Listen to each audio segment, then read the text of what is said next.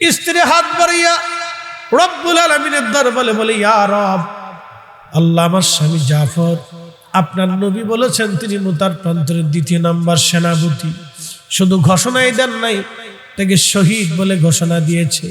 আল্লাহ, আমি জাফরের স্ত্রী তোমার কাছে আবেদন রাখি, আমার স্বামীরে তুমি গাজী বানাইয়া আমার কোলে আবার তুমি ফেরত পাঠাইয়া দাও। এই কথা বলার পরে জাফরের তলোয়ারের মধ্যে, কোষের মধ্যে তলোয়ার ছিল, তলোয়ার টেনে বের করলেন।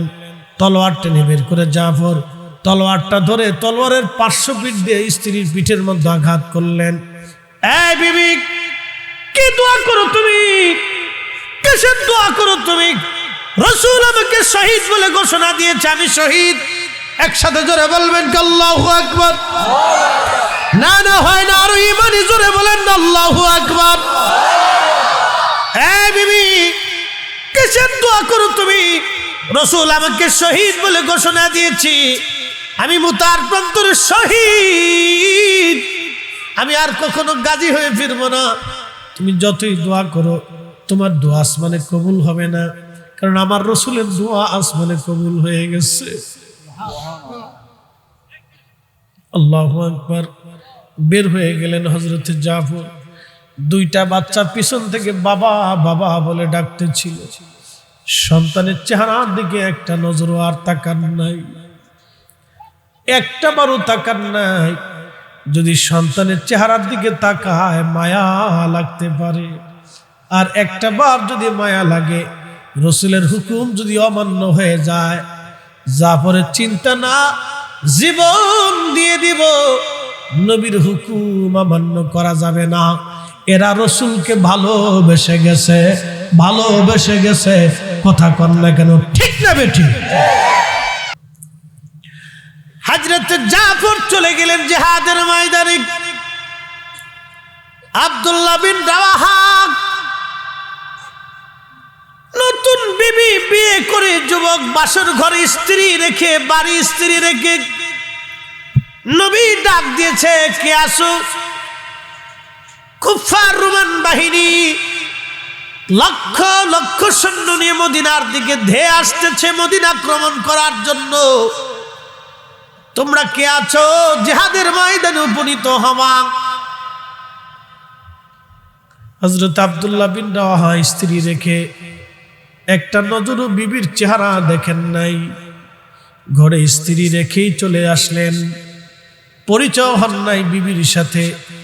কল্পনা করতে পারবেন সেই দিনের মানুষগুলি কত হৃদয়ের গভীর থেকে নবীকে ভালোবেসে গেছে।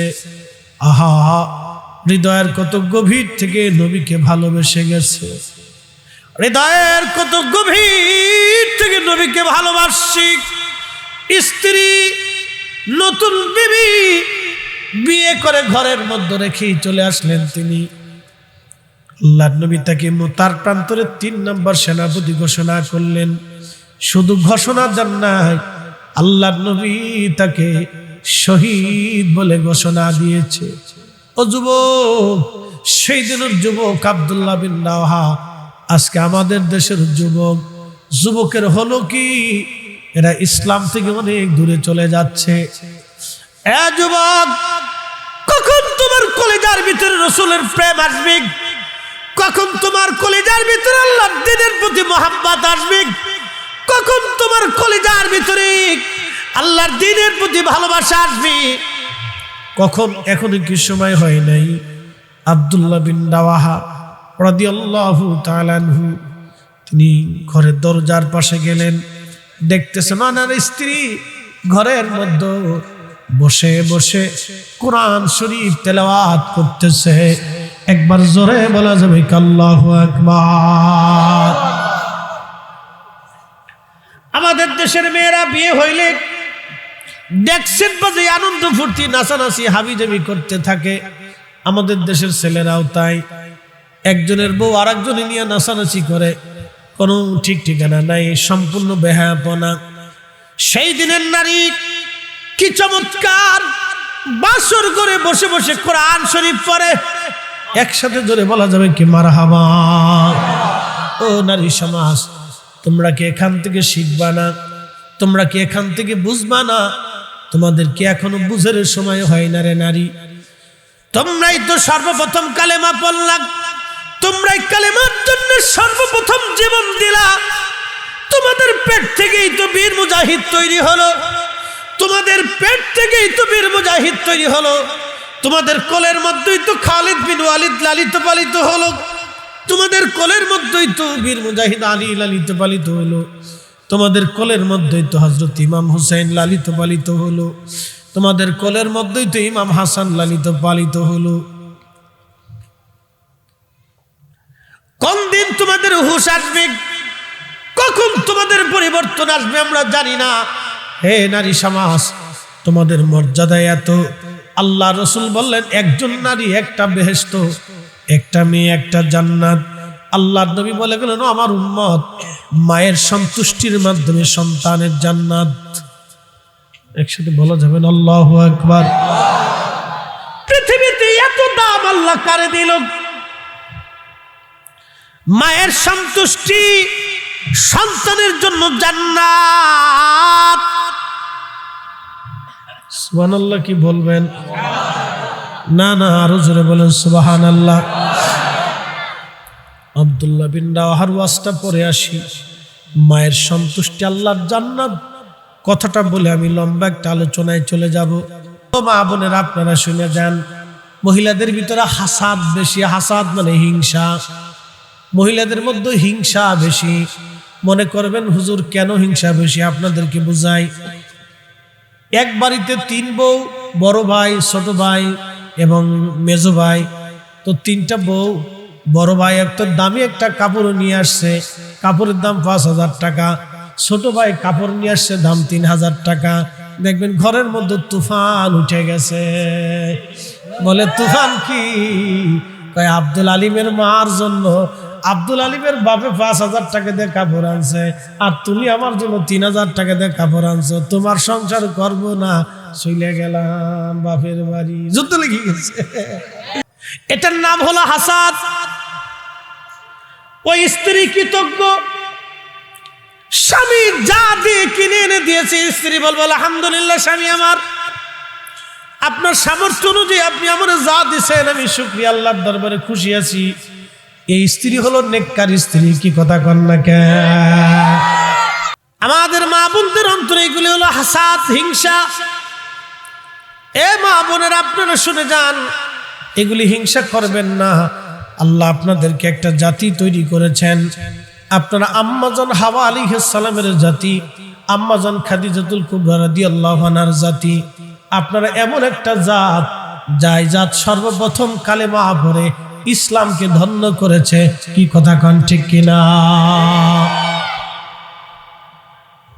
ইসলামের জন্য সর্বপ্রথমে নারী জীবন দিয়েছে।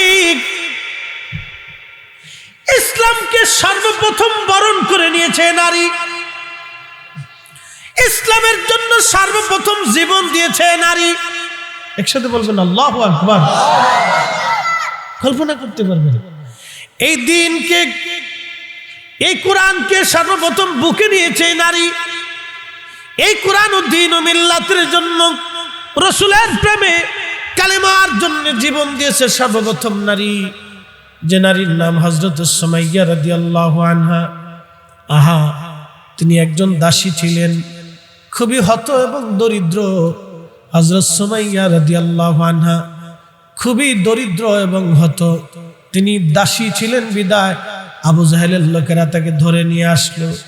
শুধু অপরাধ কালেমা পড়েছিল সেই জন্য, আল্লাহর একত্ববাদে ঘোষণা দিয়েছিল সেই জন্য, আল্লাহর নবী আখিরি নবী রহমতের নবীরে দেখে ভালোবাসছিল সেই জন্য।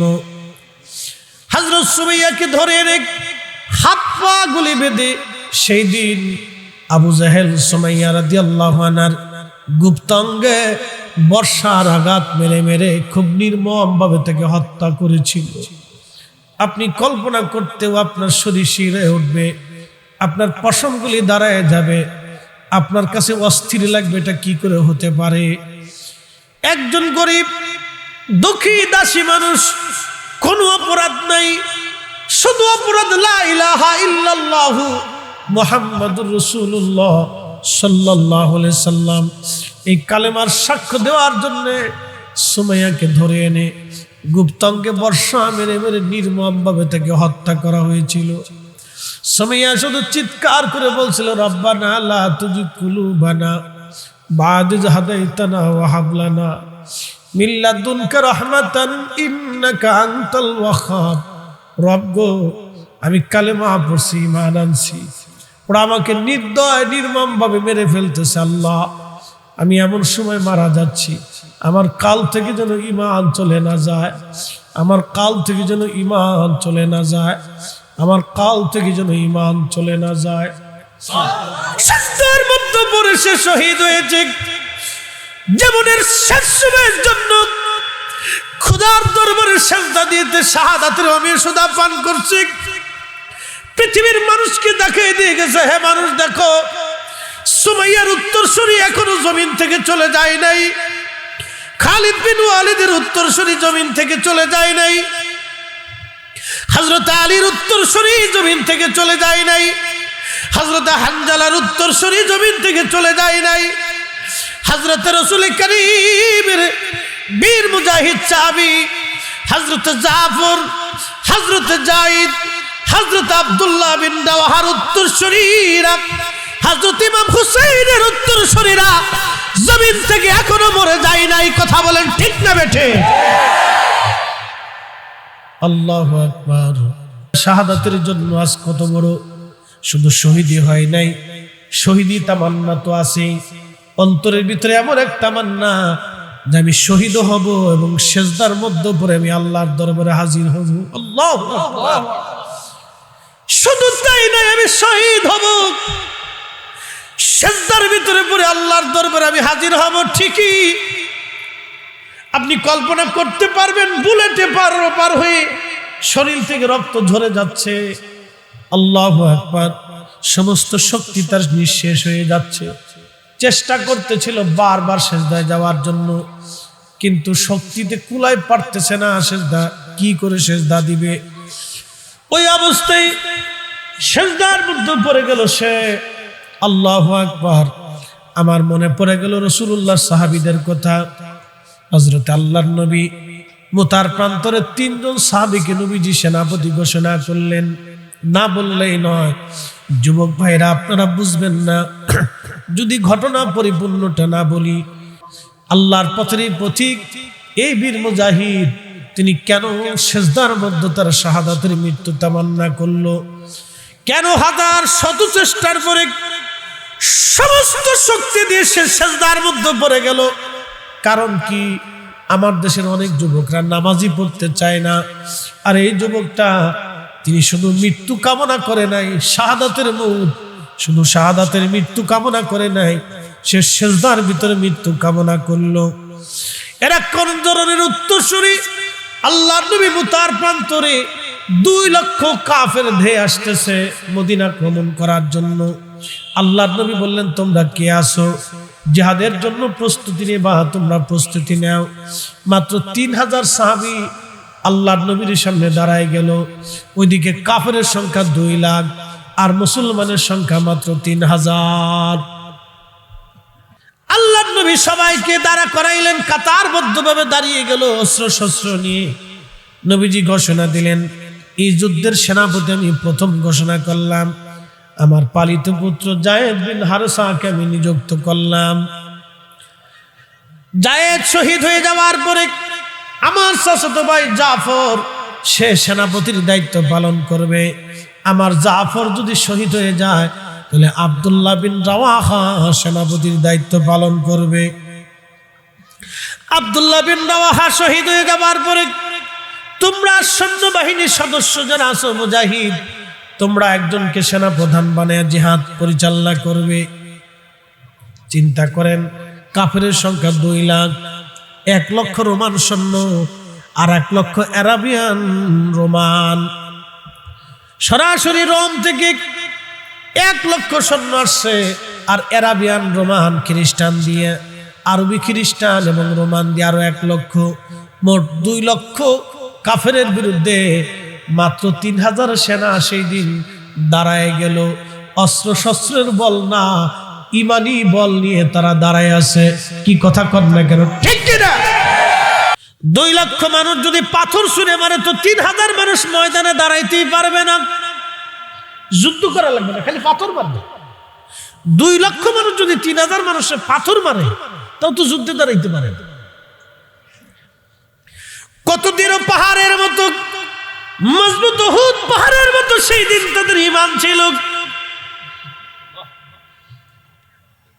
আল্লাহর নবী ঘোষণা দিলেন তোমরা বিদায় নাও। যায়েদ রাদিয়াল্লাহু আনহু নবীজির সামনে দাঁড়ায় দাঁড়ায় কাঁদে। আল্লাহর নবী বললেন যায়েদ বিদায় নিয়ে আপনজনদের কাছ থেকে। যায়েদ রাদিয়াল্লাহু আনহু বলে ইয়া রাসূলুল্লাহ, আমি আপনার কাছে লালিত পালিত হয়েছি, আপনি আমার মা, আপনি আমার বাবা। নবী গো, আমি আর কার কাছ থেকে বিদায় নিব ইয়া রাসূলুল্লাহ, আপনি দয়া করে আমারে বিদায় দিয়ে দেন। নবীজি আপনি আমাকে বিদায় দেন, দুনিয়াতে হয় আপনার সঙ্গে আর দেখা হবে না, কারণ আমি জানি আপনি আমাকে শহীদ বলে ঘোষণা দিয়েছেন। এই ময়দান থেকে আমি কখনো আর গাজী হয়ে ফিরে আসব না। আমি জানি মুতার প্রান্তরে আমি শহীদ হয়ে যাব। একবার জোরে বলা যাবে কি আল্লাহু আকবার।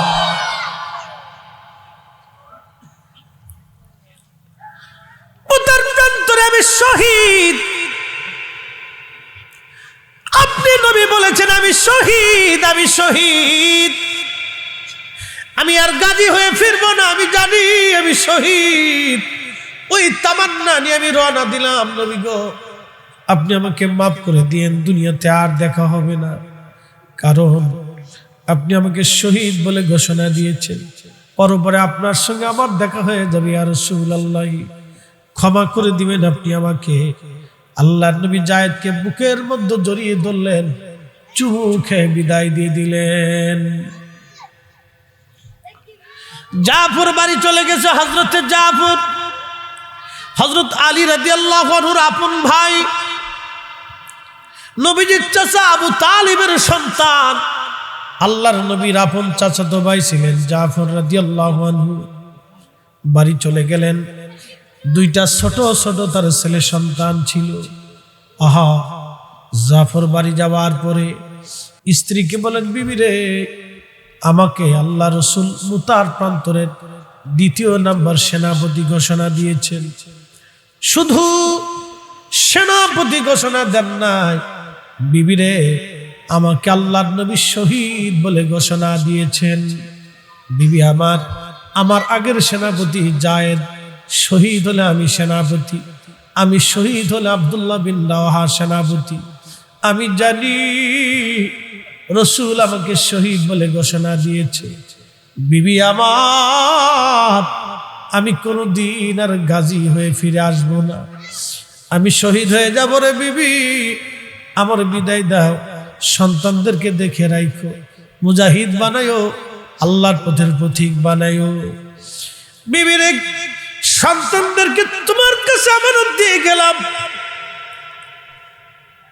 বিবি হক আদায় করতে পারি নাই, ত্রুটি হলে মার্জনা করে দিও।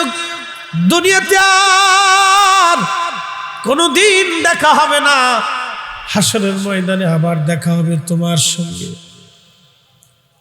চিন্তা করেন তো, একজন স্ত্রীর পক্ষে এভাবে স্বামীকে বিদায় দেওয়াটা বড় কঠিন ছিল। আল্লাহ রাসূল কাল সম্পর্কে একটা হাদিসে কারিমায় বলেন, ও আমার উম্মত, তোমাদের শরীরের মধ্যে একটা গোশতের টুকরা আছে, এটা যদি সুস্থ থাকে তো পুরা বডিটা সুস্থ থাকে, এটা অসুস্থ হলে পুরা বডিটা অসুস্থ হয়ে যায়।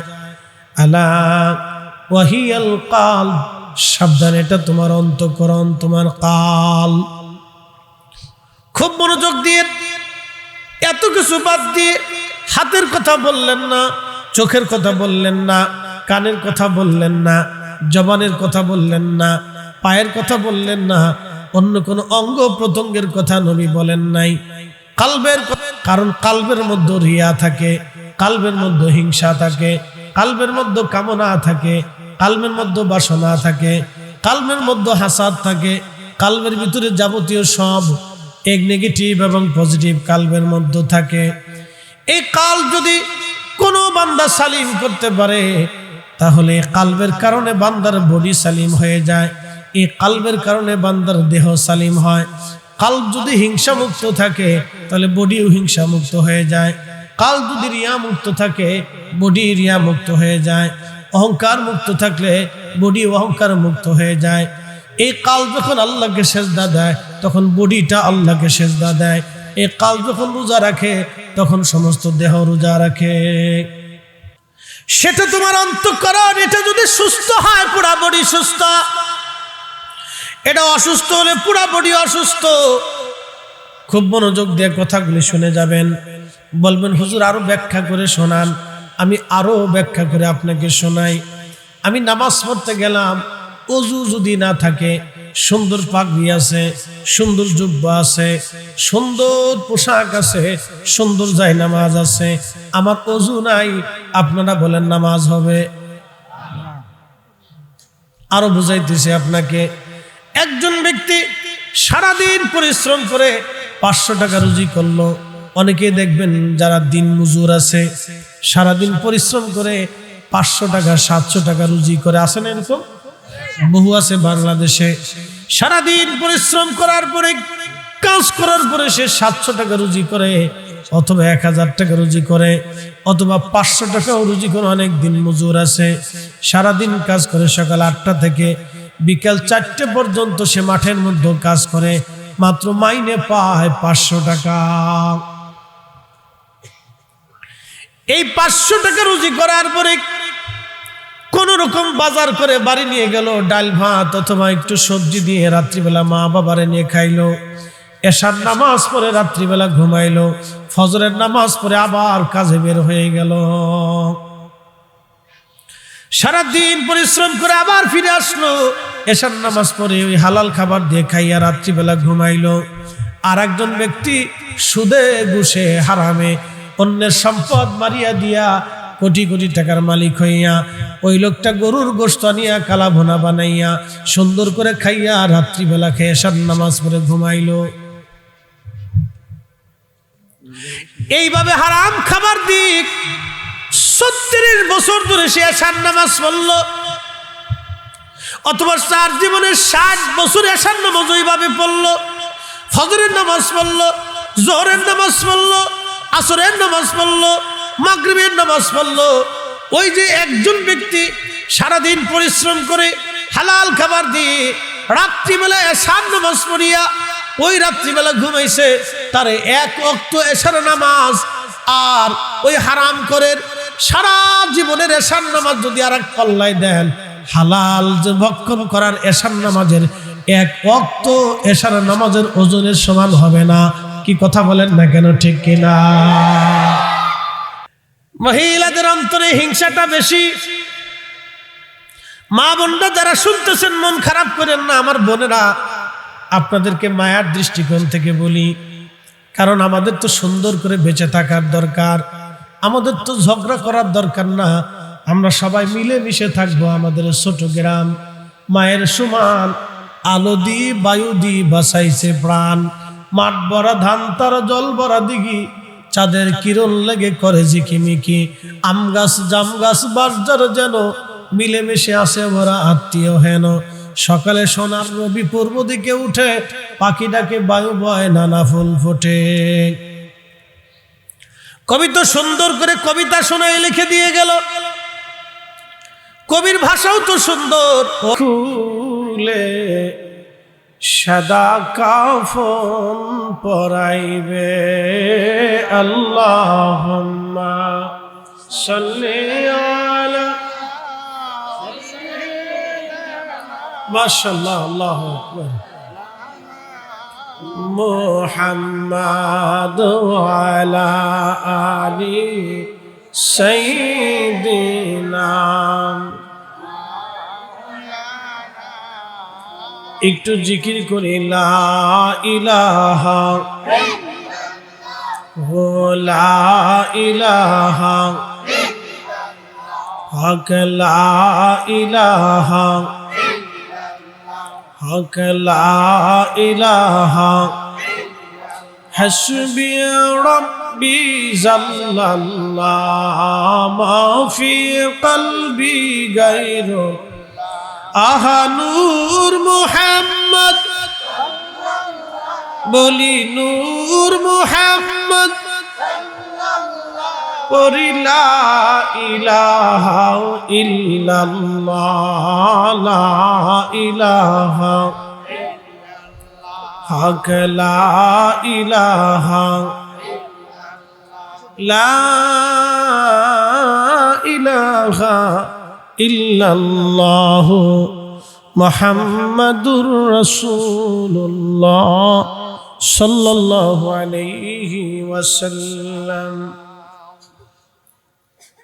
গাববাড়ি দক্ষিণপাড়া জামে মসজিদ এবং যুবক বৃন্দের উদ্যোগে পঞ্চম বার্ষিক ওয়াজ দোয়ার মাহফিলের সম্মানিত সভাপতি জনাব মোহাম্মদ জসিমউদ্দিন সাহেব, পরিচালক গাববাড়ি আব্দুস সামাদ হাজেরা খাতুন হাফিজ ইসলামিয়া মাদ্রাসার সম্মানিত পরিচালক, আজকের সম্মানিত সহসভাপতি জনাব মোহাম্মদ জজুমিয়া সাহেব বিশিষ্ট সমাজসেবক, জনাব আব্দুল আলিম সাহেব বিশিষ্ট সমাজসেবক, আজকের যিনি প্রধান অতিথি জনাব নাজমুল আলম খান বেদন, বিনাউটি ইউনিয়ন পরিষদের সম্মানিত চেয়ারম্যান, আজকের যিনি প্রধান মেহমান জনাব মোহাম্মদ জাকির হোসেন বিশিষ্ট ব্যবসায়ী, প্রধান মেহমান জনাব মোহাম্মদ আলহাজ রমজান রিয়ঙ্গু বিশিষ্ট ব্যবসায়ী ধামসা, বিশেষ সভারত্ন জনাব মোহাম্মদ শাহিনুল ইসলাম ভাই দুবাই প্রবাসী,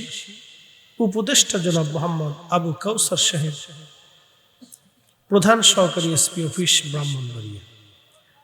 আজকের বিশেষ অতিথিবৃন্দ, উলামায়ে সম্মানিত আমন্ত্রিত উলামায়ে ইকরাম, হাফিজ কারি আব্দুল আজিজ সাহেব, হাফিজ মৌলানা কারি রহমতুল্লাহ আনসারী সাহেব, হাফিজ মোহাম্মদ মুজাম্মিল হক সাহেব, কারি আতিকুর রহমান আশিকি সাহেব, মৌলানা আনিসুর রহমান সাহেব সাহেব, হযরত মৌলানা হাবিবুর রহমান সাহেব সহ সকল উলামায়ে ইকরাম, বিশেষ বক্তা বিশিষ্ট ইসলামিক চিন্তাবিদ হযরত মৌলানা মুহাম্মদ মতিউর রহমান ফারুকী সাহেব, খতিব ধামসার শাহী ঈদগাহ এবং বাইতুল মামুর জামে মসজিদ বিদঘর নবীনগর, সকল উলামায়ে ইকরাম, আমন্ত্রিত অতিথিবৃন্দ, সম্মানিত মুরব্বী ইকরাম, এলাকার গণ্যমান্য ব্যক্তিবর্গ, কলিজার টুকরো যুবক ভাইরা, পর্দানশীল আমার সম্মানিতা মা ও বোনেরা, মাইকের আওয়াজ যত দূর পর্যন্ত যাচ্ছে সকলকে আন্তরিক অভিনন্দন এবং মোবারকবাদ।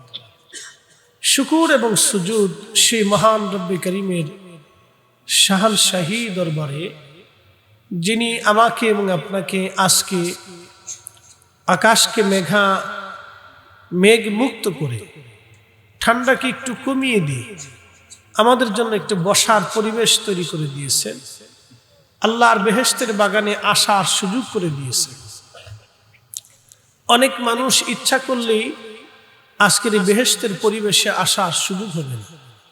মহান রব যাকে দয়া করেন তাকেই শুধু দ্বীনের জন্য কবুল করেন। আল্লাহ যাকে পছন্দ করেন তাকে দিয়ে দ্বীনের খেদমতকে আল্লাহ আঞ্জাম দেওয়ান। এই মসজিদ মাদ্রাসার খেদমতগুলি সবার নসিবে হয় না, মাহফিলগুলি করার মতো তৌফিক সবার দ্বারা হয় না। বাংলাদেশে কোটি কোটি হাজার হাজার কোটি টাকার সম্পদের মালিক আছে, তাদেরকে দিয়ে একটা বেহেশতের বাগান পরিচালিত হয় না। আল্লাহ যাকে মঞ্জুর করে তাকে দিয়ে শুধু এই বাগানগুলি আল্লাহ পরিচর্যা করেন, পরিচালনা করেন, এবং আল্লাহ যাকে বেশি পছন্দ করেন, ভালোবাসেন, তাকে এই মজলিসের ভিতরে সদস্য হিসেবে আল্লাহ কবুল করেন। আল্লাহ যাকে পছন্দ করেন তাকে দিয়ে এই বাগানকে আল্লাহ সাজান, রঙিন করেন। আল্লাহ আপনাকে এবং আমাকে, আপনার আর আমার মতো নাসিজ এবং নাফরমানকে আল্লাহ তার বেহেশতের বাগানের জন্য একটু সময়ের জন্য হলেও মঞ্জুর করেছেন। মসজিদ কমিটি এবং আমার কলিজার টুকরো যুবকদেরকে এই মাহফিল সাজানোর মতো আল্লাহ তৌফিক দান করেছেন।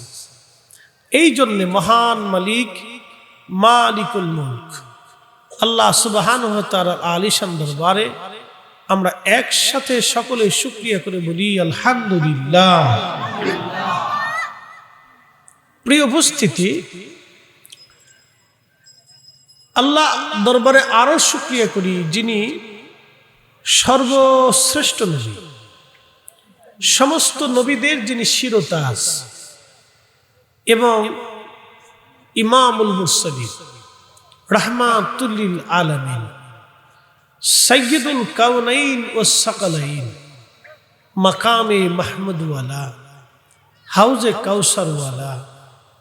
আল্লাহ এমন একজন সম্মানিত নবীর উম্মত হিসেবে আপনাকে এবং আমাকে মঞ্জুর করেছেন, যেই নবীর উম্মত হওয়ার জন্য অধিক নবীরা বাসনা করেছিল, দরখাস্ত করেছিল। ঈসা রুহুল্লাহ আলাইহিস সালাতু ওয়াস সালাম ব্যতীত আল্লাহ কারো দরখাস্তকে মঞ্জুর করেন নাই। আল্লাহ সেই নবীর উম্মত হিসেবে আপনার মতো এবং আমার মতো নাসিজ এবং নাফরমানকে আল্লাহ মঞ্জুর করেছেন। কিয়ামত পর্যন্ত যদি সিজদায় পড়ে থাকি তো শুকরিয়া আদায় করে শেষ করা সম্ভব হবে না। আল্লাহ সেই নবীর উম্মত হিসেবে আপনাকে এবং আমাকে আল্লাহ কবুল করেছেন, দয়া করেছেন। আখিরি জামানাতে পৃথিবীর এক বৃদ্ধকালে কঠিন সিচুয়েশনে আল্লাহ ইসলামের সুশীতল ছায়ার নিচে ইমানের দৌলতে দৌলতওয়ালা বানাইয়া আল্লাহ আপনাকে এবং আমাকে আল্লাহর বেহেশতের বাগানে এই সিচুয়েশনে মুসলমান হিসেবে কবুল করে রাখছে। সেই জন্য আল্লাহ শাহান শাহী দরবারে ইলাহিতে উচ্চ আওয়াজ তুলে আমরা আবারও একসাথে শুকরিয়া করে বলি আলহামদুলিল্লাহ। এখনো রাস্তাঘাটে বাজারে ঘাটে যারা আছেন, অনুরোধ করব সবাই ভিতরে চলে আসি। আমরা মানুষ, সৃষ্টির অন্য কোনো জীব নাই। পৃথিবীতে 4 লক্ষ প্রজাতির জীব আছে। এটা হলো বিজ্ঞানের গবেষণা। বিজ্ঞানের গবেষণার বাহিরেও আরো অনেক জীব আল্লাহ সৃষ্টি করছেন। পৃথিবীতে 4 লক্ষ প্রজাতির জীব আছে। তার ভিতরে মানুষ একটা জীব, গরু একটা জীব, ছাগল একটা জীব, ভেড়া একটা জীব, দুম্বা একটা জীব, কুকুর একটা জীব, বাঘ একটা জীব। এই যে পশু পাখি এরকম যত জীব আছে, সব জীবের ভিতরে সর্বশ্রেষ্ঠ আকলওয়ালা, জ্ঞানওয়ালা, বিবেকওয়ালা, সুন্দর করে আল্লাহ একমাত্র মানব জাতিকে সম্মানিত করেছেন। কথা বলেন ঠিক না বেঠিক? আল্লাহ আমাদেরকে শ্রেষ্ঠত্ব দিয়েছেন এবং খুব সুন্দর অবয়ব দিয়ে আল্লাহ আমাদেরকে সৃষ্টি করেছেন। আমার সামনে পবিত্র মহাগ্রন্থ আল্লাহর কালাম, কালামুল্লাহ শরীফ, যেই কোরআন শরীফ আল্লাহ রাব্বুল আলামিন 1400 বছর আগে 23 বছরের জীবনে 22,000 বার জিবরাইল আলাইহিস সালাতু ওয়াস সালামের আগমনের ভিত্তিতে বিভিন্ন প্রেক্ষাপটে, বিভিন্ন কারণে, বিভিন্ন সময়ে আল্লাহ কোরআনের 6666টি আয়াত, 114টি সূরা প্রিয় রসুলের কাল মুবারকে আল্লাহ রাব্বুল আলামিন নাজিল করেছেন। সময়ের প্রেক্ষাপটে আল্লাহর পক্ষ থেকে রসুল করিমের কালবে নাজিল হতো। জীবনে কোনোদিন একজন মাস্টারের কাছ থেকে একটা আয়াতও তিনি শোনেন না, একটা বক্তব্যও তিনি মুখস্থ করেন নাই, একটা লেখনীয় শব্দ কারো কাছ থেকে লেখা শিখেননি। কোনোদিন কোনো পাঠশালায় কোনো ব্যক্তির সন্নিকটে রসুল বসে কোনো কিছু শিখেন নাই। তার অর্থ হচ্ছে আল্লাহ, শুধুমাত্র আল্লাহ তার রসুলের শিক্ষক। আল্লাহ ব্যতীত তার রসুলের কোনো শিক্ষকের প্রয়োজন নাই। পৃথিবীর কোনো ব্যক্তি থেকে রসুলকে আল্লাহ শিখান নাই। সরাসরি আল্লাহ তিনার জিব্রাইলের মাধ্যমে আল্লাহ রাব্বুল আলামিন তার রসুলের কাল মুবারকে 114টি সূরা নাজিল করে দিয়ে অনেক আধ্যাত্মিক শিক্ষা তার রসুলকে প্রদান করেছেন। এই কোরআনের ওজন কত? আমি আপনাদের সামনে যেটা ধরে রাখছি, এই কাগজের পাতার ভিতরে যেটা লেখনী আছে, বাহ্যিক ওজন অনুযায়ী এই কোরআনের ওজন হচ্ছে 250 গ্রাম, 500 গ্রাম। বাহ্যিক দৃষ্টিকোণ থেকে মনে হবে এটার ওজন খুব হালকা, কিন্তু কোরআন বলতেছে লাউ আনজালনা হাদাল কুরআন আলা জাবাল, ও নবী, এই কোরআন যদি আমি শক্ত মজবুত কোনো পাহাড়ের উপরে নাজিল করতাম, লা রাআইতাহু, আপনি দেখতেন, প্রত্যক্ষ করতেন। খাশিআন মুতাসাদ্দিআন মিন খাশিয়াতিল্লাহ, আল্লাহর ভয়ে এই পাহাড় গলে গলে গলে গলে মিসমার হয়ে যেত। একসাথে জোরে বলা যাবে না আল্লাহু আকবার। এই কোরআন আমাদের ছেলেরা মাদ্রাসায় বসে বসে মুখস্থ করে, তাদের সিনার ভিতরে আল্লাহ জমা করে কোরআন। তাহলে চিন্তা করেন, ওই সিনাটাকে আল্লাহ কোরআনের জন্য কবুল করছে। কিন্তু আরো আশ্চর্য, যেই সিনার ভিতরে কোরআন নাজিল করা হলো, প্রিয় রাসূল কারীমের সিনা, যেই কোরআনের ওজন পাহাড় সহ্য করার ক্ষমতা নেই। তো কত বড় পাহাড়! পৃথিবীর সবচেয়ে বড় পাহাড়ের নাম হচ্ছে মাউন্ট এভারেস্ট। এই যে আমাদের দেশে শীত আসে, মাঝে মধ্যে মানুষ বলে উত্তরের বাতাস আসলে শীত বাড়ে, বলে না ভাই? উত্তরের বাতাস আসলে কেন শীত বাড়ে? আমাদের উত্তর অঞ্চলে হচ্ছে উত্তরবঙ্গ, যেমন রংপুর, লালমনিরহাট, এই অঞ্চলগুলি থেকে আপনি আগাইলে লালমনি, পঞ্চগড়, এই অঞ্চলের কোনা দিয়ে আগায় গেলেই হচ্ছে শিলিগুড়ি, দার্জিলিং। শিলিগুড়ি দার্জিলিং পাহাড়ের পরেই হচ্ছে আপনার বিরাট বড় মাউন্ট এভারেস্ট পাহাড়। আপনি যদি দার্জিলিং এ যান, তো দার্জিলিং এ যাওয়ার আগে একটা শহর আছে নাম ঘুম। এই ঘুম হচ্ছে দার্জিলিং থেকে আরো উঁচু, সবসময় মেঘ উড়ে আসে, আবহাওয়া খুবই চমৎকার। যদি কখনো যেতে পারেন, খুব সুন্দর এবং খুব আশ্চর্য। এই ঘুম পার হওয়ার পরে দার্জিলিং এ গেলে শুধু কুয়াশা দেখবেন, শীতের দিনে শুধু বরফ, গরমের দিনেও শুধু আপনি খালি মেঘ দেখতে পারবেন। বিরাট বড় মাউন্ট এভারেস্ট, বিরাট বড় পাহাড়, শুধু বরফ আর বরফ, সাদা আর সাদা দেখা যায়। 29,000 ফিট একটা বিরাট বড় পাহাড়। আল্লাহর কোরআন বলল, হুজুর এই পাহাড়টার উপরে যদি কোরআন শরীফ আমি নাজিল করতাম, আপনি দেখতেন এই কোরআনের ওজনে আমি আল্লাহর ভয়ে ওই পাহাড়টা গলে গলে মিসমার হয়ে যাইত। এই কোরআন শরীফ 23 বছরের জীবনে 22,000 বার জিব্রাইলের আগমনে আমার আল্লাহ রাব্বুল আলামিন এই কোরআন শরীফ তার নবীর কালবের মধ্যে আমার আল্লাহ নাজিল করেছেন। তাহলে একটু চিন্তা করে দেখেন তো, আল্লাহর হাবিবের কালব মুবারকের শক্তি কত এবং ওজন কত। একবার জোরে বলা যাবে কি সুবহানাল্লাহ? তাহলে রাসূল কারীমের কালব মুবারকের শক্তি এবং ওজন কত ছিল। যেই কোরআনের ওজন পাহাড় সহ্য করতে পারে না, সেই কোরআনের ওজন রাসূল কারীমের কালব সহ্য করত। তো একবার আর দুইবার না, যতবার নাজিল হয়েছে ততবারই সহ্য করছেন।